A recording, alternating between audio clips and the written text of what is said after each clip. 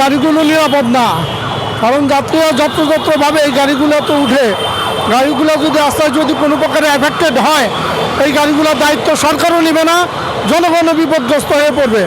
যার জন্য এই গাড়িগুলো অবশ্যই অতি বিলম্বে বন্ধ করে দেওয়া উচিত। আর আমরা যারা সাধারণ জনগণ, আমরা যারা বুঝি, আমাদের এই গাড়িগুলোকে অবশ্যই আমাদেরকে অ্যাভয়েড করা উচিত। এতে আসলে আমরা যেভাবে যে সিটিং সার্ভিসের যে গাড়িগুলো, ওই গাড়িগুলো সরকারের অনুমোদন আছে, কিন্তু ফিটনেসবিহীন গাড়িগুলোর অনুমোদন নাই, কিন্তু অন্যায়ভাবে পয়সা দিয়ে এই গাড়িগুলো চালায়।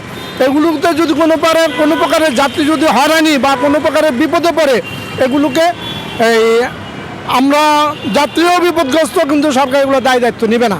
অবশ্যই নেওয়া উচিত, এগুলো বন্ধ করে দেওয়া উচিত। বন্ধ করে নতুন গাড়ি যেগুলো সরকার অনুমোদন আছে বা ফিটনেস আছে, এই গাড়িগুলো রাস্তায় নামানো উচিত। আসলে রাস্তার জন্য খুবই ঝুঁকিপূর্ণ, এগুলার আপনার কোনোটারই ফিটনেস ভালো নাই, অনেক ধোঁয়া, পরিবেশের জন্য ক্ষতিকর, আমাদের চলাফেরার জন্য অনেক ক্ষতিকর।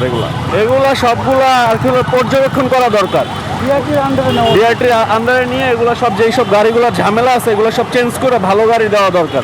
ইঞ্জিনের মোবিলগুলো ভালো সময় মতো আর কি টাইম মতো চেঞ্জ করা দরকার।